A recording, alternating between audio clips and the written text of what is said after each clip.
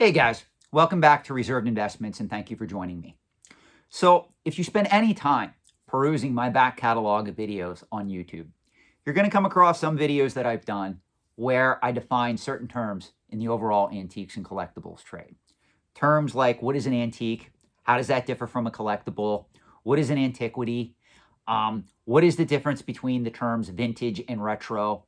And a lot of those videos are well worth watching because it creates the groundwork for how we talk about the overall antiques and collectibles trade. For instance, a lot of people, believe it or not, do not understand why the antiques and collectibles trade is actually called the antiques and collectibles trade. And the reason for that is quite simple.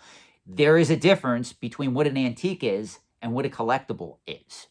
And that's why if learning these terms is important to you, you need to go back and watch some of those earlier videos. I'm not going to rehash the definitions of all these terms that I use now that I've been on YouTube for almost 4 years. I am, however, going to define a newer term for you guys because every time I bring it up in a video, someone will take the time to either email me or they'll put it in the comment section. Hey, Sean, can you do a video defining that particular term that you just used? And I think this is an important discussion to have because this term that I'm referring to has really only been in constant use in the antiques and collectibles trade within the last 20 years. And the term in question is curiosity. There's a lot of people that will hear me use that term and they'll be like, Sean, what is a curiosity in the overall antiques and collectibles trade? Well, it's a fair question. First, I am using the term curiosity as a noun, meaning it is a thing. And spoiler alert, it's a little bit more vague. It's a little bit more colloquial in defining what a curiosity is than that of an antique, that of a collectible, or that of an antiquity. A curiosity, as it relates to the antiques and collectibles trade, has two different definitions. And that's what makes this a little bit more complex. The first definition of a curiosity is one you're all going to agree with. The second one is a relatively newer definition of this particular term, and it has caused some controversy in certain circles. So the first definition, the kosher definition, that everybody is going to agree with, and I can even back it up with a reality-based television show based on antiques and collectibles, if you give me a minute. The wonderful definition that everybody loves is a curiosity is simply a strange or unusual object that has a limited niche market within the overall antiques or collectibles trade. And if you guys remember, there was a show that premiered on the Discovery Channel back in 2010. Remember 2010 when every single cable network was coming out with a new reality-based show on antiques and collectibles? And from that same era, we had Pawn Stars, we had American Pickers, we had Storage Wars, then came Auction Hunters, then came Toy Hunter. Well, there was a show called Oddities. Oddities is a cult classic simply because it went where no other antique and collectible show ever went before. For those that don't know the premise, Oddities focused around a very eccentric antique shop located in Manhattan, New York, that was called Obscura Antiques and Oddities. And what Obscura specializes in are very macabre, very creepy antiques and collectibles. Items like antique straitjackets, monkey skulls, arts made from nail clippings, mummified dogs, mummified cats, Victorian-era photos of dead people, even coffins. Oddities was an excellent show because it shined a light on a lot of these niche markets and the eccentric characters that make up the marketplace for these particular items. Now, obviously, this is a collectible finance channel.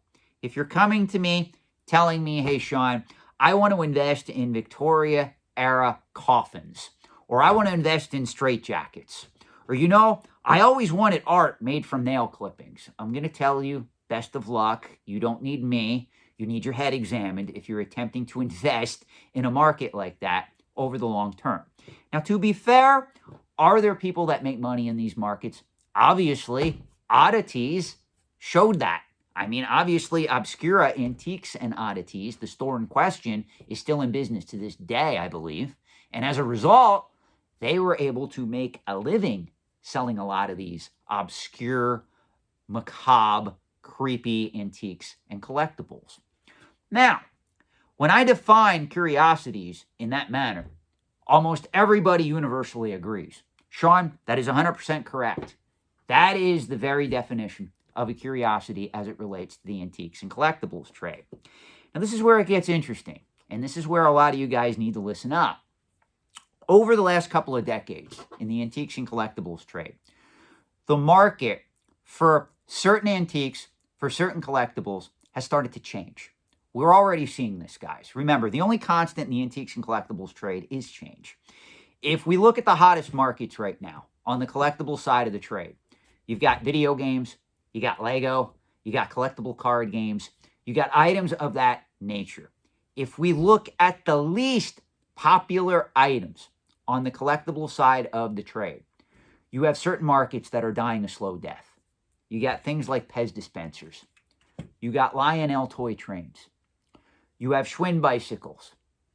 You have certain Western toys, certain items from the 1950s and 60s where the generations that grew up with them, I hate to say this, they're getting older.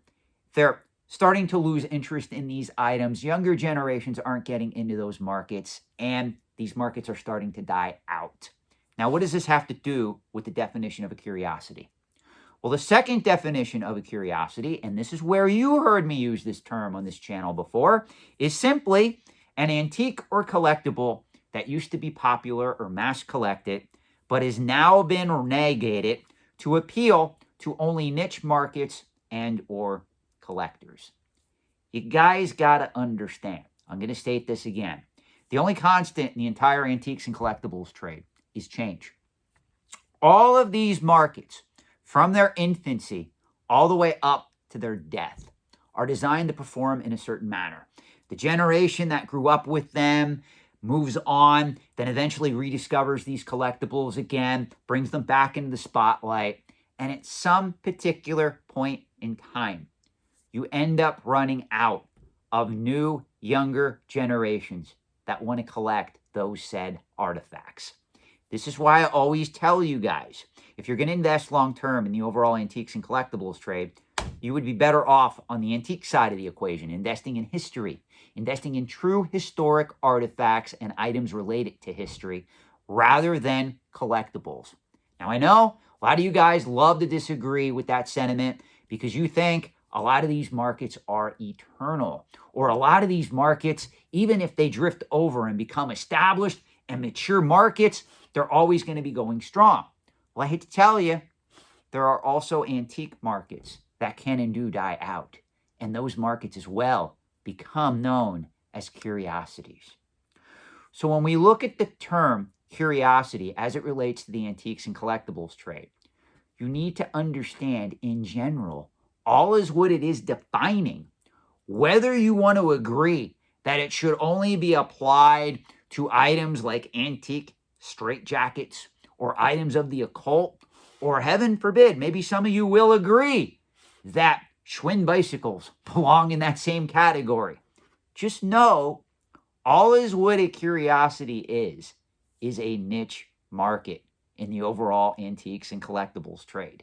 It is not a compliment if I am calling a market or an item a curiosity. Make no mistake, it means that it is pretty much already dead. Now, certain markets are well on their way to becoming curiosities. Other markets are already there.